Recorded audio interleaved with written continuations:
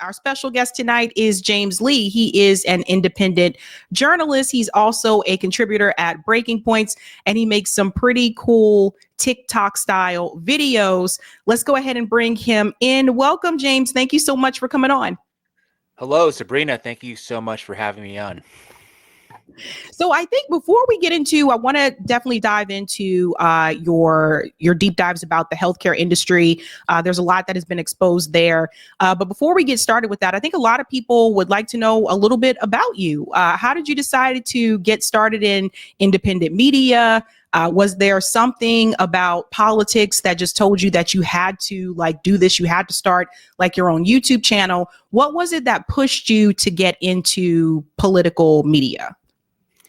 That's a great question, and I'll try to give the 2-minute condensed version of that. It's a long story, but a lot of people actually don't know this, but I used to be a consultant for Big Pharma. I worked as a Fortune 500 consultant, various companies.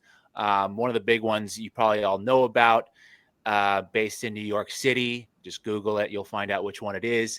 And that's the work that I did for about 4.5 years. So, I think in terms of the awakening, what pushed me to do this type of work definitely was not the money. I'll tell you that right now. A lot of the awakening for me was being in that space during COVID and seeing some of the things that were happening behind the scenes of what was communicated to the public, but what was said behind closed doors. And so I just thought, man, I can't in good conscience continue to do this type of work, even though I thought the money was pretty good. It was very difficult, in my personal opinion, what I was doing. And so I just started putting my own videos online on YouTube, and then later on TikTok and the other platforms as well. And now here we are, another, I would say 3-4 years later. Yeah, I'm glad you mentioned that about the money, because I think a lot of times people don't realize, oftentimes, I think the topics that you and I tend to discuss, these are topics that are usually demonetized on YouTube. Like all the Israel videos, demonetized. Yeah. Even some of the ones about Big Pharma, demonetized. Yeah, absolutely. I mean, there are ways to make money in media, and I think it's really easy to tell who is doing it for the money versus who is just really trying to cover the topics in an honest way.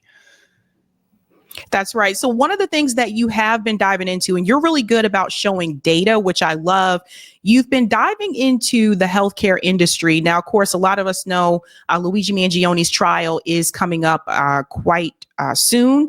But I think even before Luigi Mangione, there were a number of us that were talking about the problems with the healthcare industry, with Big Pharma in particular. And I think Luigi's case here just made things amplify even more. So now everybody is talking about these issues that we have. One of the things that you have pointed to oftentimes, particularly in some of your videos on Twitter, is the profit margin here. The way that some of these healthcare CEOs, it's not just a Brian Thompson from United Healthcare, it's other CEOs as well. The profit that they've made off of the death and the despair of working class people. Absolutely. I think that's the main problem with, the pharmaceutical and the healthcare industry in the US and overall, is because it's so profit driven, the incentives get all screwed up. In that, I'm not necessarily opposed to the development of new drugs or vaccines or any of these types of things that are, I think, now being demonized. It's more so that they create these things and they offer it as kind of the only solution to the health problems that we're seeing. So it's, okay, we have a disease, let's make a vaccine for it. And we can get into some specifics that I've looked into as well. But it's the same across the board. It's like, oh, you got mental health issues. Let's get you on some certain SSRI or other medication. So it's this type of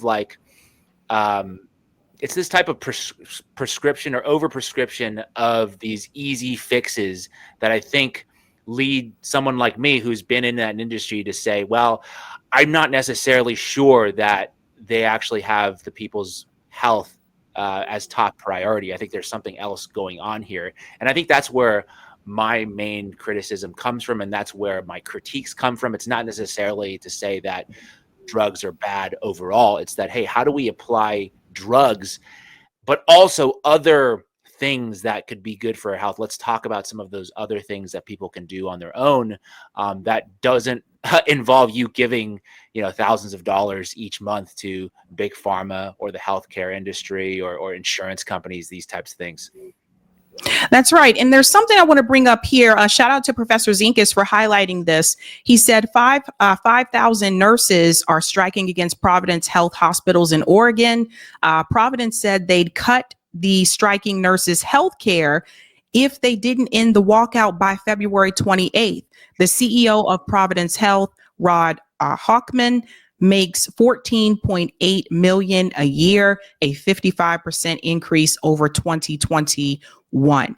This is another thing that, and good on Professor Zinkus for this, that I think a lot of people are not aware of. When some of these employees choose to go on strike, there is that threat that you could lose your health insurance. Like, that's another one that they hold over your head. So that's why a lot of people, I think, are more hesitant to go on strike because of that. And then also, again, here's another CEO who's making like $14.8 million a year. And again, that increase over 2021, that's another thing I think that some of us may have forgotten about.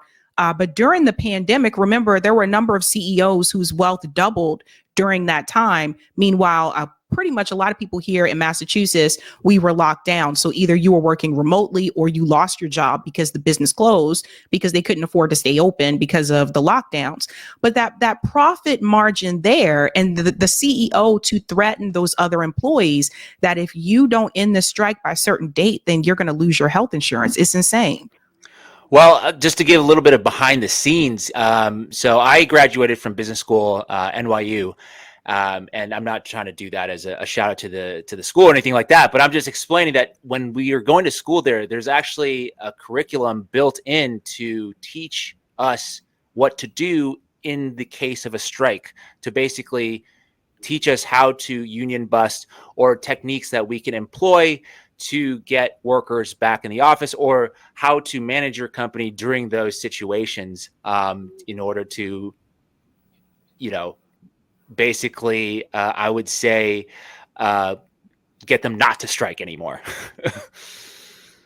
And I just had, and we had a whole course over that, and we were sharing some behind the scenes of this stuff, like trying to get into that CEO's mind, because I don't know who that is, but I can probably venture to say that he probably has a business degree and he's gone through the ranks of executive leadership and has been trained in this kind of thinking. And so just to get inside their mind, that's kind of how they think, is not necessarily in terms of like, how do we get people healthier? Even though he manages a healthcare company, it's that how do we squeeze everything out of not only the customers that we have, but also the employees that we have. And here are the certain techniques that I've been taught through my course of education and my experience over the years.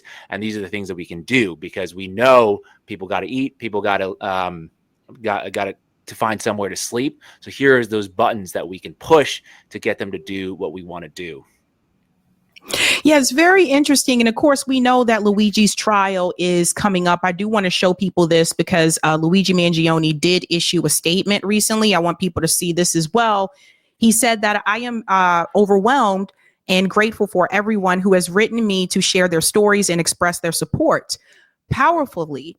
This support has transcended political, racial, and even class divisions, as mail has flooded MDC from across the country and around the globe. While it is impossible for me to reply to most letters, please know that I read every one that I receive. Thank you again to everyone who took the time to write.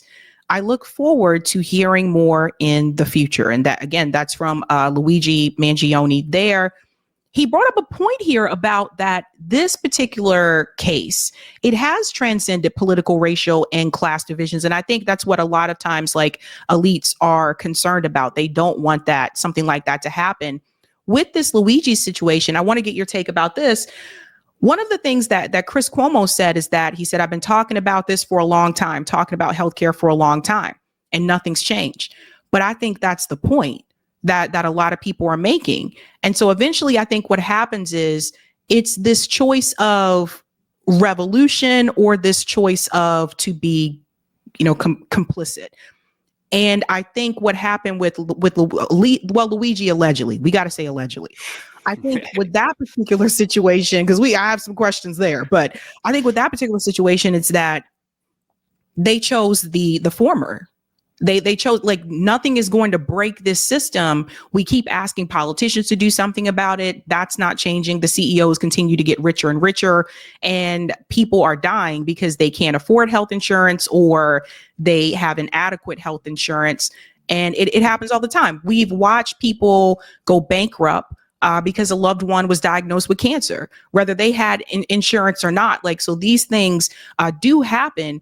Do you think that the media, and in particular, those who are rather wealthy, do you think that they were shocked by the response that most people in the public had towards Luigi Mangione? I think some of the people in the upper echelon, the executives, that are quite insulated from regular day-to-day, American life, would be quite shocked that many people at least expressed a form of apathy towards the death of an individual who technically did nothing wrong. I'm putting that in quotes because one could make the argument that denying people's healthcare is basically forcing them down, to die. Basically, you're making a fundamental choice that, hey, does this person live or does this person die? And there's a lot of power and responsibility in that job.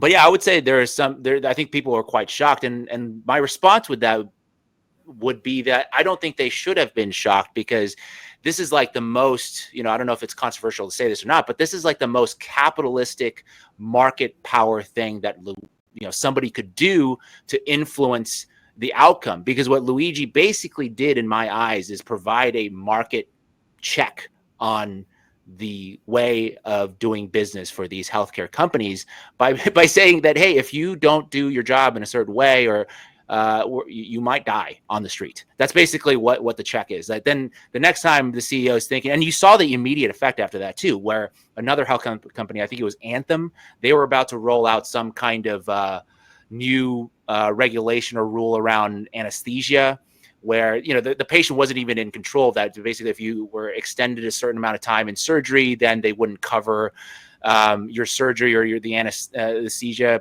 procedure.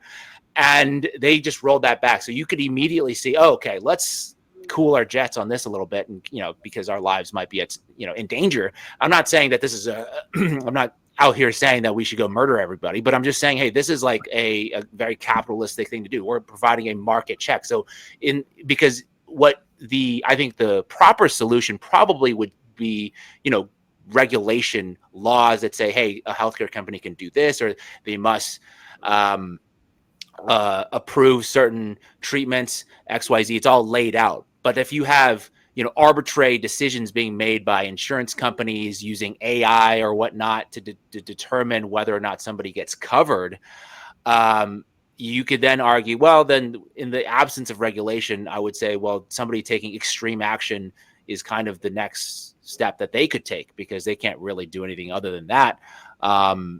So that's kind of what I would say back to them, say, hey, this is probably the most, capitalist market power thing that somebody could do. So there should be no surprise. And then it's the job of the market to kind of then, okay, so how do we stop this kind of thing from happening?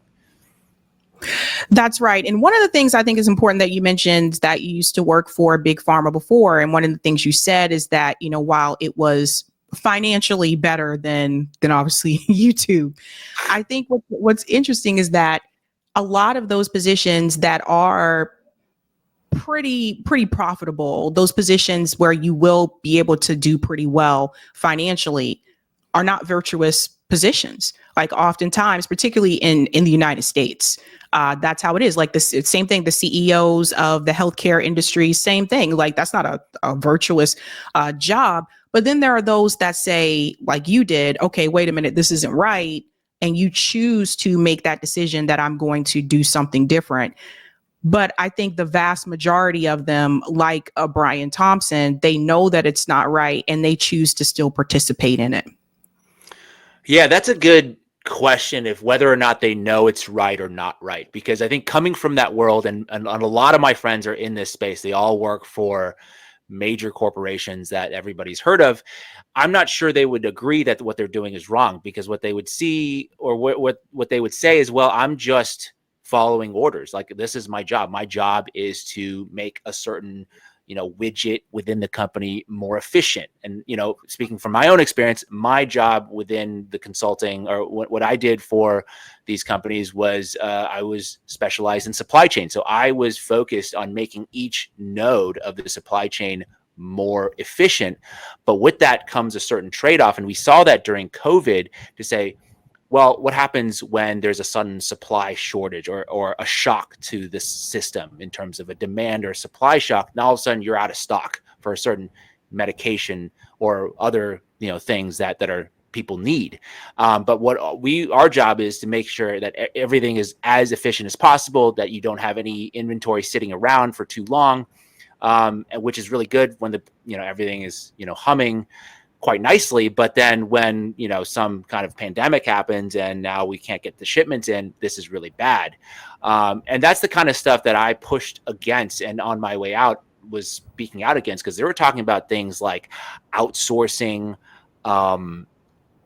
manufacturing sites from the United States out of the country. And I said, well, hold on a second here. This is one of your key one of your key strengths, is being able to manufacture these drugs in the United States. So you want to get them out of here because it saves you a certain, amount of money, and this and that. And I got, a little bit of, I got in trouble for saying these kinds of things in these meetings, but I was kind of saying, well, this is maybe good for right now, but this is not good overall. But I would say, back to your original question, I'm not 100% certain that everybody in that world thinks what they're doing is wrong. I think that, their marching orders are very different from, looking at things from a societal perspective overall. Interesting point there. I want to pivot quickly also to Doge. So I know you've done a number of videos about this as well. I'm a little split on this. So I agree with things like this. All right, like uncovering this type of information. Doge discovers 4.7 trillion in treasury payments were missing critical code. Traceability almost impossible. So I totally agree with like this government transparency. Like, we should know this. And also the question I guess that I have is, are we getting a refund because of their $4.7 trillion? They just don't know what happened to it. Like, and they always complain about the budget, but they're not even tracking where all of the money is going. So I appreciate this type of information being uncovered. And I want to get your take on this as well. Like, I know there's a lot of criticism about Doge. I don't agree with people losing their jobs. That's the other part I want to get to in just a second. But I do agree with the government being more transparent about how they're spending money, especially taxpayer money. And what I think we're starting to see is that they've basically pulled the cover off, not just a lot of the spending, but even some of these like offices and positions that don't really do anything, And I don't know if it's the same for you, but I know like at my previous employer, there were a number of positions that had like a fancy title, but they didn't really do anything. They just kind of answered emails all day. So I'm curious to get your take about Doge. Yeah. So I'm kind of similar in, I think your take right now is I'm split on Doge, because I do believe in the fundamental mission of Doge, if we were to take them at face value in terms of what they're trying to do, provide transparency, make the government more efficient. I think all of these things are good. Now, the argument there is, okay, is Musk actually serious about doing this, or does he have other nefarious purposes? It's hard for me to make that judgment right now. But that's kind of the pushback that people are giving right now, is that no, they don't actually care about efficiency. They just care about gutting the government and then putting, the private sector in charge of all of these programs in order to make more money. So that's something that I'm definitely going to be watching out for sure. But as far as the transparency, we have to have this transparency. And for those that are, I think, more on the reactionary side of things, is that Doge is only here because the government didn't do these things. I think there are functions within the government, such as, the inspector general. These guys, they're supposed to be doing this And because that they didn't do this, it allows room for, an independent agency, you could call them, an extra governmental agency to come in like Doge to do this work. And yes, we're not sure if Doge is doing the right thing or doing the wrong thing, but they're only there because the people who are supposed to be doing these things didn't do them, right? So I don't know if the 4.7 million or trillion was an accounting error. Are these just, data spreadsheet issues, or did we really just lose $4.7 trillion to God knows who's, dipping their hand in the cookie jar? We don't know these things. And those are things that they, institutions, if we want the American public to trust institutions, the institutions need to self-regulate and self-reform itself in order to gain that trust back.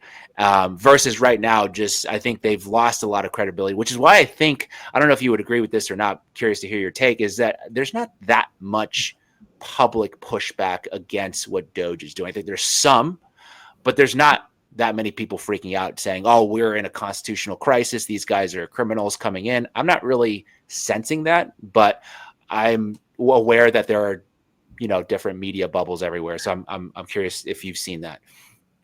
I think it's more so it's partisan politics. So the vote blue, no matter who, is like, this is crazy. This guy is a billionaire. He shouldn't be able to come in there and make these decisions. I would say billionaires shouldn't be involved in politics at all. That's my take. Like, regardless what the party is, the Democratic Party also accepts certain types of billionaires, right? So it's that type of thing. It's more partisan politics that I've noticed. But I think another thing that the people are more so pointing out is the layoffs, right? So this all came a part of Doge as well. I want to show everybody this. There are protests against Elon Musk and his Doge actions when it comes to the federal layoffs. Everyone check this out. I think the person who currently occupies the White House has no business being there and is making a chaotic mess of our country. It's just ridiculous that these things are going unchecked. Hey, hey, ho, ho, Elon Musk has got to go. Hey, hey, ho, ho, Elon Musk has got to go. Now, what I wish, James, is that all of these people would have been protesting, regardless if Elon was around at all, because I would have liked to see those protests every presidential election. Hey, hey, ho, ho, billionaire money has to go, because both parties take billionaire money. I think the difference with this is that it's right out in the open. And I think a lot of people may not have realized this before when they make these statements that, well, Elon Musk is making decisions, not Donald Trump. Who do they think was making decisions in Obama's cabinet? Like, Obama's cabinet was like Wall Street cabinet. I don't think a lot of people realize that billionaires have been making decisions. Wall Street has been making decisions. Military industrial complex has been making decisions. And the president, in my opinion, a lot of times is just a puppet. That's a good point. And I would agree with that point in that you could argue that this is almost a good thing because it forces the conversation out in the open to say, yes, America, the government is run by billionaires, and that is the way it goes right now. Do we like that or not? Because billionaires, if you go way back, they were just better about, Koch brothers, whatever these guys, they were always influencing policy, but they just did it in a much more closed door kind of way versus right now, Elon Musk is out there every day. He's tweeting, every single action that Doge is doing. He's tweeting out some things that are correct, some things that are wrong, and people are seeing it out in the open. But that's kind of, in my opinion, how it worked the whole time. It's just out now, it's out there.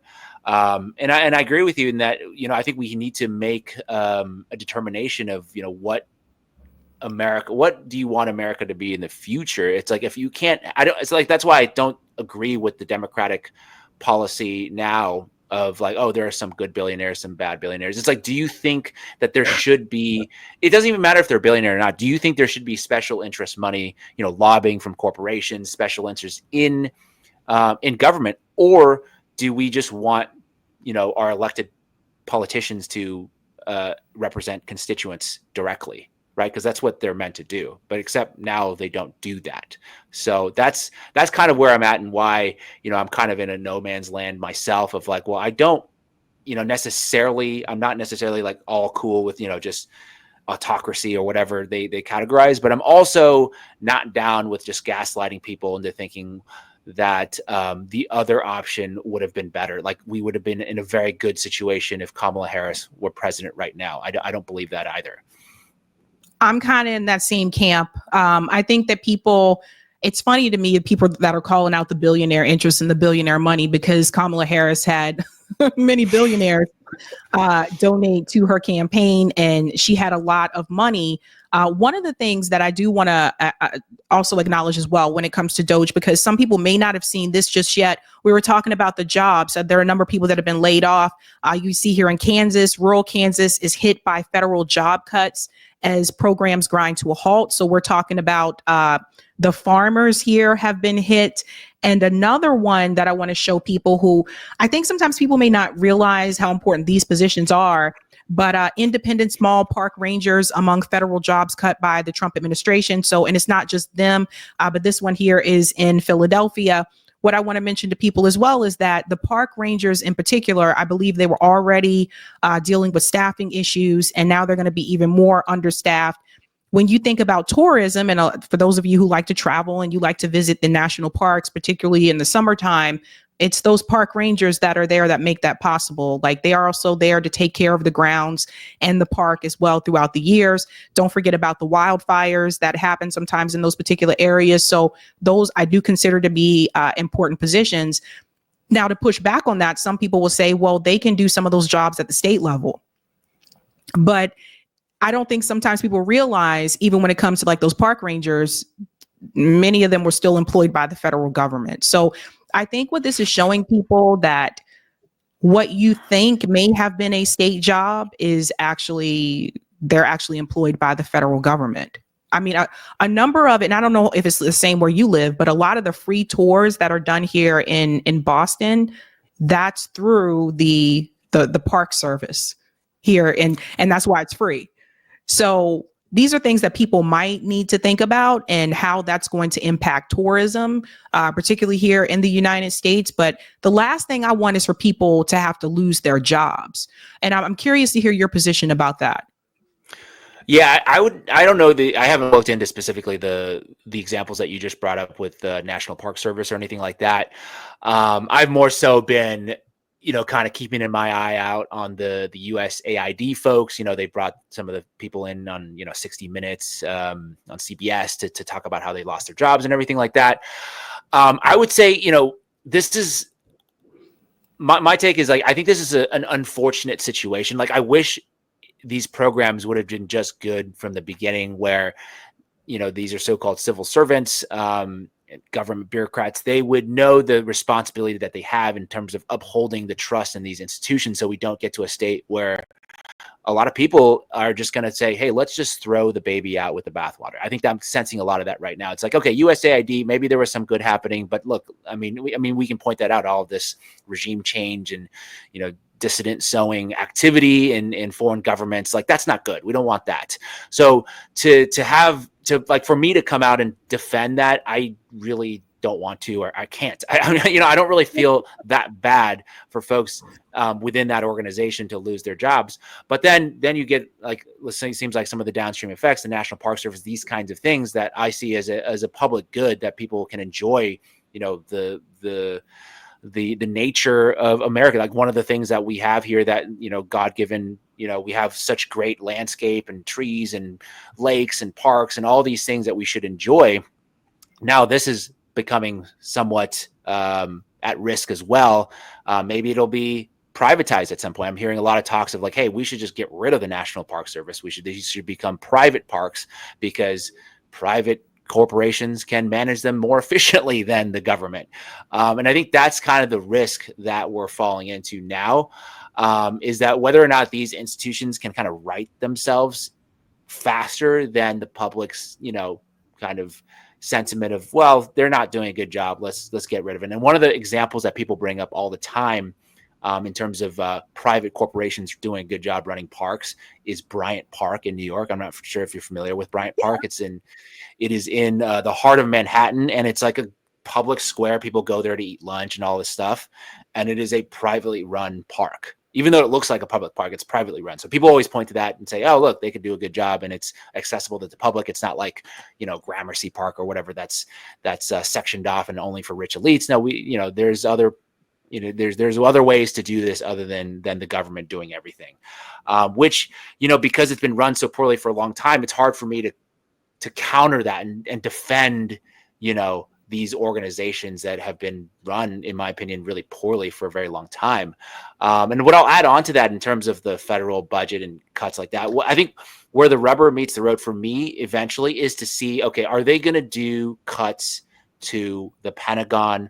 Are they going to look into, that waste, fraud, and abuse? If they don't touch that, which I don't know if they will or not, but Trump has said, yeah, we're looking into the Pentagon as well. He's not like, they're not ring fencing that or anything, but the significance of this program will come into whether or not they do look at these large scale programs versus like a USAID, which is almost like none of the federal budget, or the Park Service. I'm sure it's very little as well. And looking into some of these really large blocks of money that we spend that are actually deeply unpopular, but are protected by a certain lobbying and industrial class of folks that have a lot of sway in policy making. Yeah, I totally get where you're coming from with that. It's really interesting as well, because when you said that they weren't taking care of these entities, it kind of reminds me, even with some of the local issues, the reason why we have such a poor subway system here in Boston is because they weren't taking care of the trains. They weren't doing the 5-year maintenance that they're supposed to do. A lot of things slid by. There were people who were falling asleep that were working on the trains, just falling asleep. So now we have gotten to this point where it's just an absolute disaster. And they're like, well, should we privatize it? That has been brought up because they neglected it for so long. So it makes me wonder. And I do feel like some of the things that are being said about Doge are not the full truth. For example, I know you brought up USAID and them gutting that. But one of the things that Marco Rubio had said that I think some people didn't catch is that they were willing to try to keep the humanitarian part of USAID, even though, like I said, a lot of countries don't want it there at all. But the regime change portion was really interesting to me because I did notice that typically the vote blue, no matter who commentators, they left that part out. They didn't mention what you mentioned in your TikTok style video on Twitter about how the money is actually spent and where most of the money was going to. They just said, oh my God, they're taking away humanitarian aid. So it's interesting how when you listen to different people, what parts are explained and what parts are left out. Absolutely. And this is the partisanship, unfortunately, in the media where everything gets, kind of distilled down to whether or not you want to, shill for the Republicans or you want to shill for the Democrats, because I think there's money in doing that work, right? I mean, now getting to I'm fully independent. I'm full disclosure. Nobody pays me other than my contribution work for Breaking Points that I do a couple times a month, which is in itself an independent news organization. I don't really take any money from any side. So there's no incentive for me to talk about an issue in the way that they want me to talk about it. Whereas I do know I've spoken to some folks that, have either dipped their toes in that or completely gone into that side of things. It's much more lucrative to just, kind of be within one wing of US politics, because that's really what pays. Versus actually being independent where everybody kind of just hates you because you're not you're not really trustworthy on either side. You're like, oh, this dude could turn on us any second here, depending on the issue. But you got to just do what feels right. And for me, I didn't get into this game to make a ton of money. I want to make enough money to survive, but there's certainly other ways that my education and things like that would have lent itself to in terms of like getting a more lucrative job. This is definitely not it. So I feel like it's important to just explain to people, hey, by the way, I did a video today talking about, more on the RFK Jr. stuff, where a lot of the Democrats in the vote blue, no matter who, commentators are against basically everything that's coming out. And, if you just read some of the executive order stuff, they're talking about like, oh, we're looking into the causes of, childhood chronic disease and obesity. And we're looking at, the health impacts SSRIs or other medications that have been used, drugs. And I'm like, well, these are good, or chemicals. I'm like, this is good. They're not really doing, the executive orders didn't say we're going to take away anybody's drugs. It just says we're going to look into the impact of health on these things, and we're going to come back with a report. That should be welcomed by anybody, because we don't really know for sure, like, if this is good or not. Because I just look at some of the charts, like they were talking and emphasizing SSRIs recently and saying, oh, this is like a war on mental health. But I'm looking at the chart, SSRI prescription going up, the last 10 years, mental health illness tracks in that same direction. So I'm like, okay, well, this doesn't really, if SSRIs are working, then the mental health, issues should decline. So there's obviously something more going on here that we should look into. And so that's why, I just made a video about that, talking about, hey, you realize that the whole healthcare industry is geared towards making money versus like making people healthy, right? And there's I don't know if you saw the study that came out, 8 days ago, saying that 95% of healthcare profits are spent on shareholder payouts. And it was like trillions and trillions of dollars. And a lot of that money comes from taxpayer dollars as well. So that there's like a whole symbiotic thing that's going on where, the government is in charge of all these health programs and they get taken advantage of by the private sector. And we're in this loop of just making sure that people are, healthy enough so they can work and do this stuff, but then also just, a little bit sick. So they also need some medication as well to keep them going. Right. And this is a whole huge loop of just money making, and we're just getting sicker and sicker. I mean, the amount we spend on healthcare is like outpacing every other industrialized nation, but we're certainly not at the top of the list in terms of our health. So like, there's clearly something broken and wrong here, as far as the status quo. So like, yes, I understand some people's reservations with RFK Jr., some of the stuff that he's talked about. But what he's presenting here, at least, is something different. He's probably going to make a mistake or two, but it's going to be a different mistake. I mean, how many drugs have been put on the market that later they said, oh, well, this is very dangerous. It's killing people, so we need to remove it. Like, that's bad too. But then nobody cares about that. No, it's true. That's a really good point. And I've had my criticisms of RFK Jr., especially when it comes to Israel. But with this particular issue, he tends to be pretty good when it comes to the healthcare issue. And I'm so glad you mentioned that part about being independent. This is what I've tried to tell my viewers time and time again, is that it's true, like just what you said. When you decide that you're going to go one way or the other, or let's say you get like the sponsorship or whatever, it is true that they do want you to have certain talking points. And usually you're right, they want you to be in one camp or the other. And so then people will see like your videos and they're like, oh my God, this guy's making a lot of sense. Does he support Trump or did he support Kamala? Like, instead of just paying attention to the facts that are presented on the screen, people will come over here and say the same thing. Like, wait, I don't get it. You don't support Trump, but you don't support the Democrats. I'm confused. I'm like, I'm trying to get people to pay attention to the data, the information, and policy, and try to like move away from the partisan politics and just pay attention to what is being presented in front of you. Because oftentimes, and I think you've noticed this as well, oftentimes people tend to agree with their political party, even when it's wrong. Oh yeah.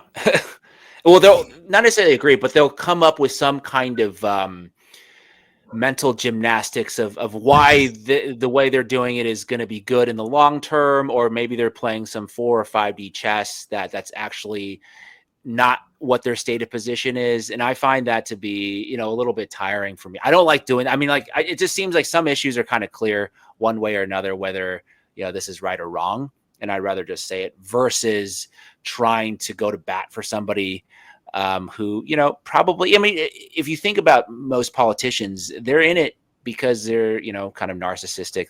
They want, none of them can really be trusted. All of them need to be scrutinized to a high degree, even if I like them, right? For example, I like RFK Jr., but he still needs to be scrutinized in terms of his actions, like what he's actually doing. So like, for example, yes, being called out on Israel, but although now he's not in really a position to impact that policy, so it's not as important. But if he's doing stuff and he's all of a sudden, taking big pharma money, I would probably call that out and say, well, this doesn't seem right.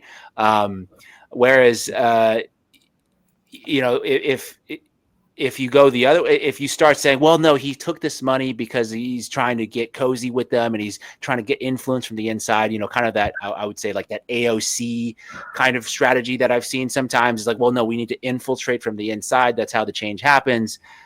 I don't know if history shows that works.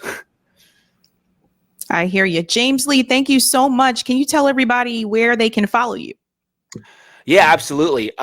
You could follow me pretty much everywhere. So YouTube is where I have both my long form stuff where I deep dive into certain topics, 10, 15, 20-minute deep dives, as well as the shorter stuff that Sabrina mentioned, the 1 to 3 minute kind of mini dives. You can find both of those on YouTube. I'm also on X as well, and TikTok and Instagram.